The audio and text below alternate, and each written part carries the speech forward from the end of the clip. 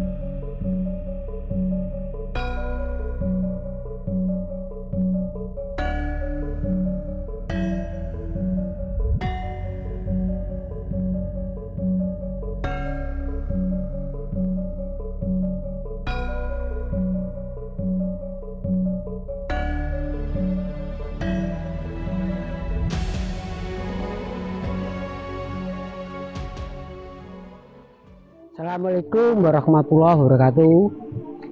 Oke pemirsa, sekarang kita ada di lokasi Sendang Seloguno.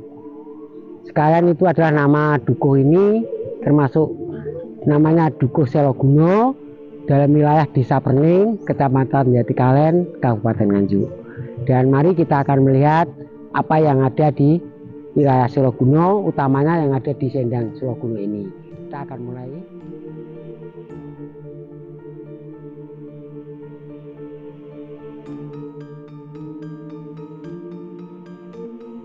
Dan ini kita disambut dua patung, yang satu di situ tertulis Citraguno. Citraguno ini adalah wujud lain atau nama lain daripada Dewa Ganesha kalau di dalam Hindu. Karena kita orang Jawa mengenal Citraguno, ya. Citra itu adalah karakter atau ya karakter, bentuk, guno berguna, ya, bentuk. Kita tidak ada di sini, kita akan mendapat prinsip bahwa jangan melihat bentuknya, jangan melihat segi fisiknya, tapi kegunaannya, manfaatnya. Dan ini kita kenal sebagai dewa pengetahuan. Nah, ini adalah Citraguno atau Ganesha. Demikian dengan Citrawati. Citrawati ini adalah ibu daripada Citraguno itu sendiri. Ya, dia kita kenal dengan Citrawati, orang Jawa, dan dia berkomitmen di dalam hal kesejahteraan, utamanya dalam sandang pangan, membawa kedamaian. Nah, mari kita masuk ke dalam.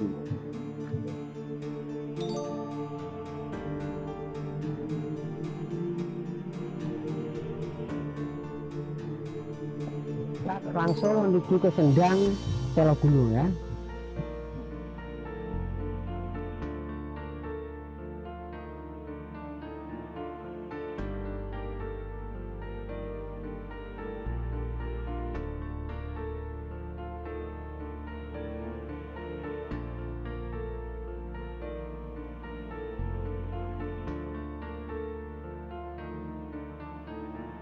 Ini dibangun oleh siapa, Pak? Bapak almarhum Kacung Harmadi. Ini sudah dibangun, ditata agar lebih nyaman, lebih mudah. Waktu dulu kan masih batu-batu, licin, tapi ini sudah ditata. Nah, ini Sendang Seloguno. Dan sendang ini ada asli seperti ini. Bahkan sejak saya kecil, bapak saya, kakek saya, ya seperti ini bentuk aslinya. Sedangkan rumah-rumah ini atau pelindung ini adalah dibangun memang baru-baru berapa tahun ya, 4 sampai 5 tahun kemarin. Ini bentuk sendang Selo Gunung. Dan ini baik kemarau tidak pernah Surut. tidak pernah kering, selalu ada airnya. Ini di tahun kira-kira 900-an ya. 900 ini ada tempat mandi untuk minum warga di sini. Ini bentuknya. Kenapa dinamakan Selo Gunung? Nah, ini ceritanya agak panjang. Waktu itu ada seorang namanya Danyang. Danyang itu seperti hampir aku, tapi lebih wilayahnya lebih kecil, namanya Danyang Logawi. Dia punya putra namanya Joko Lodang. Dan katanya Joko Lodang itu adalah putra daripada Sunan Bonang. Waktu itu Joko Lodang sudah dewasa bersama ayahnya untuk menggantikan posisinya sebagai danyang atau pemimpin di wilayah Pedanyangan Logawi. Dia dikasih tahu, le lamun siro mengkuni tlatah, siro goleo darwo minangka kanggo jajaran uripmu. Dia diberi pesan sama bapaknya sebelum menjabat sebagai danyang atau pimpinan Pedanyangan situ, wilayah itu, dia disuruh mencari seorang istri sebagai pendamping hidup untuk mengatur rakyatnya atau kawulane. Nah, maka berjalannya Joko Lodang. Kalau di Logawi itu ada di sebelah barat sana, kurang lebih ada 5-7 kilo dari sini. Berjalan, waktu itu masih hutan katanya, begitu ceritanya. Dia sampai di situ ada namanya Kerapyak. Lalu dia berhenti, dia melihat wanita, seorang gadis. Lalu sulit, waktu itu kemarau, sulit mencari air. Lalu ada apa kok kamu kelihatan bingung seperti itu? Ini mau cuci tapi airnya kering. Waktu itu belum ada sumur yang ada di sungai, yaitu jurang ya. Kebetulan kering. Terus dia ada tergerak hatinya untuk menolong. Dia membawa semacam cis itu pusaka kecil, kecil sekira ini. Lalu dia ditancapkan di salah satu bongkahan batu. Begitu ditancapkan, terus diambil, keluarlah mata air. Ya di sini nih, kata ini batu besar ini. Nah ini batu. Maka terbentuklah suatu tempat yang dinamakan sendang seperti ini. Ya luasnya kira-kira ya berapa itu, 4 meter kali 30 meter seperti ini. Dan perlu dipahami ini masih asli, pohon-pohonnya ini asli ya. Dipertahankan oleh masyarakat sini selain untuk tempat berteduh, kelihatan juga rimbun, adem, ini tempat asli. Nggak sembarangan ini ditebang, nggak boleh. Nah ini tempat untuk mandi atau cuci, warga sini yang mau mandi mau cuci di sini. Nah ini sebenarnya ini memang baru, ini ya sekitar 10 tahunan yang lalu ya, ini tahun. Waktu itu ini masih seperti gelombang gitu juga. Ini juga patung yang di dalam bahasa Jawa batu itu adalah selo, dan guno itu berguna ya, untuk cuci, untuk mandi, untuk macam-macam kebutuhan air. Nah ini ada untuk aliran air dari sendang utama tadi ke sini. Ini juga aneh. Dia salah satu sesepuh sini, suatu malam dia itu seperti dibangunkan. Waktu ini masih belum ada, ini masih baru semua. Ini masih baru. Ini dibangun suruh ke sini. Dia diberi ini ada 4 3 atau 4 itu. Ada 4 ya. 3. Ada 3.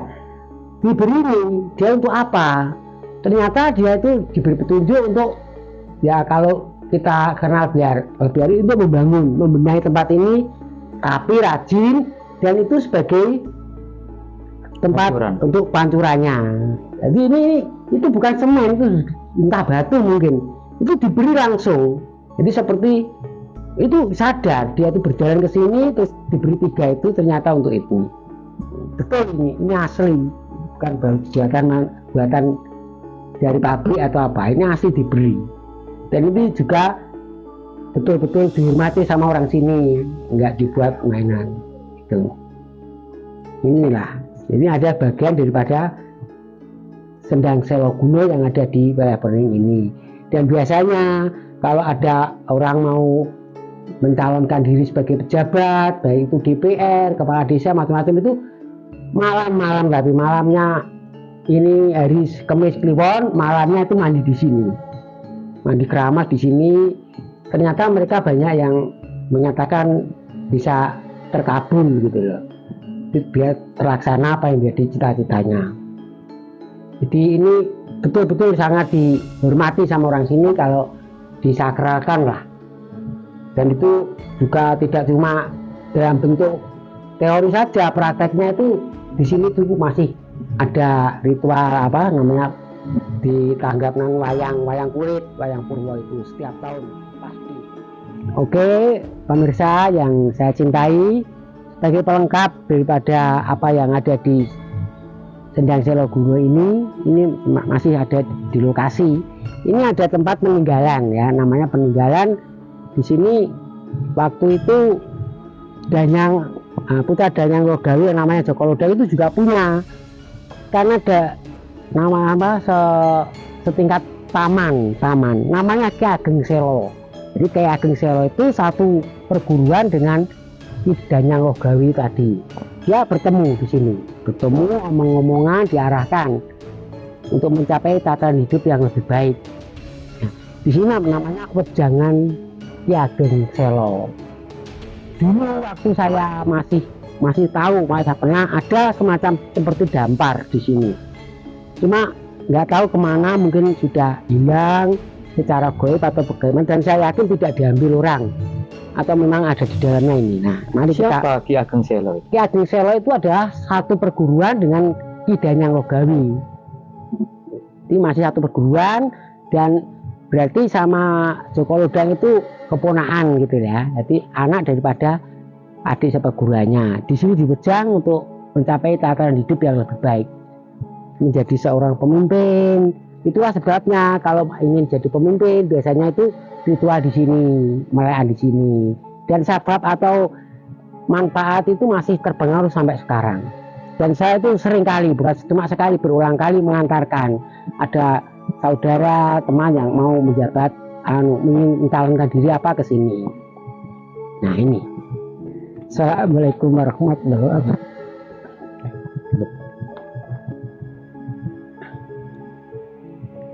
Nah, Wejangan Ki Ageng Selo, di mana ini ada tuntunan hidup yang menjadi seorang pemimpin yang baik untuk menata masyarakat yang sejahtera gitu. Dan ini masih seringkali kalau kita memang diridhoi sama Allah, bisa baik mendengar atau pejangan dari Ki Ageng Selo sendiri. Ini tempatnya adalah petilasan, dan ini juga sangat dihormati oleh dalam bentuk batu ya Pak ya? Batu. Dari dulu memang seperti itu? Iya seperti itu, seperti semacam dampar itu tidak kecil. Yang saya cintai ini akan saya lengkapi juga apa yang ada atau pernah terkandung baik cerita secara mistik maupun secara nyata. Tempat ini adalah asli, tadi sudah saya jelaskan, ini ada asli, banyak pohon-pohon ini seperti ini. Sedikit berbeda, ini dulunya nggak seperti ini seperti kolam juga, kolam ya. Ini ada kolam dan masih ada peninggalan-peninggalan yang bisa kita lihat. Nah ini batu ya, ini lempengan batu. Ini memang secara lahiriah kita melihat lempengan batu. Ini bebet, ini kain dulunya katanya. Ini kalau kita ke sana bisa nanti ada lipatan-lipatan. Ini adalah bebet atau ya jari untuk laki-laki itu. Ini ya seperti pasti seperti Sapu ini. istilahnya Pak ya. Bukan jajari bebet itu. Selendang. Nah, bebet jajari. Jari. Jari itu. Dulu situ itu dalam kelihatan itu lipat-lipat itu. Lain lagi dengan yang sana itu namanya Joko Bulus. Nah itu ada ceritanya juga nanti. Coba. Ya, mungkin ini namanya batu bebet itu ya ini namanya batu bebet. Ya. Ini adalah seperti apa? Seperti apa? Buaya. Ini yang seperti mata. Nah ini yang seperti mata. Ini seperti mata gitu. Ya. Waktu itu belum aus. Nah itu memang ini seperti sebenarnya bukan buaya, tapi sejenis biawak yang lebih besar namanya begetung. Jadi biawak atau nyambi itu kalau besar namanya begetung. Ini namanya batu nyambi atau batu begetung. Ini juga begitu ceritanya. Jadi ketika Kanjeng Sunan mau wudu, ini airnya kan harus bersih dulu, nggak boleh dikotori, dinajisi. Ternyata ada salah satu begetung atau nyambi itu mandi. Ya mungkin karena memang punya karomah bisa ngomong sama manusia, Kanjeng Sunan itu. Ya. Lalu ditanya, apa kamu tadi sudah masuk ke air kubangan? Tidak, betul. Akhirnya karena kena sapapnya Kanjeng Sunan, akhirnya dia menjadi batu. Ya seperti ini namanya watu nyambi atau watu begetung. Dikutuk begitu ya Pak. Ya kena sababnya sendiri ya, nggak dikutuk sebenarnya, nggak dikutuk ya, mungkin karena dia memang sudah apa ya berdusta. Karena apa? Karena kalau sudah ini airnya tadi kalau sudah kecemplungan dipakai dia mandi kan, Sunan nggak akan wudhu pakai air tadi. Tapi karena dia nggak ngaku, akhirnya tetap pakai wudhu dan akibatnya seperti ini tadi. Kemudian untuk diketahui lah itu banyak biawak itu banyak biawak di situ. Nah ya toh ada banyak nyambinya. Tentang cerita ular tuh Pak. Nah, oh kalau pernah mendengar itu lain lagi ceritanya. Tadi kan yang untuk padasan tadi kan diberi 3. Tuh kita duduk mana yang santai. Oke, sekarang saya duduk santai nih. Ini bukan batu asli, ini sudah buatan. Saya akan cerita juga sedikit. Ini juga baru saja, belum ada 2 tahun. Waktu itu beliaunya masih hidup, namanya Bapak Kacung tadi. Suatu malam dia mendapat firasat untuk membangun tempat ini. Ya dikasih atap seperti ini. Dan Pak Kacung tidak melakukan. Terus tepat malam Jumat mas sore itu ada ular besar terlihat di sini, itu mengitar di sini. Itu banyak orang yang melihat waktu itu, besar sekali itu. Dan ular itu juga diwujudkan dalam bentuk patung di sana, besar sekali. Ya seperti itu ularnya. Banyak masyarakat yang melihat. Masih bisa ditanya. Nggih.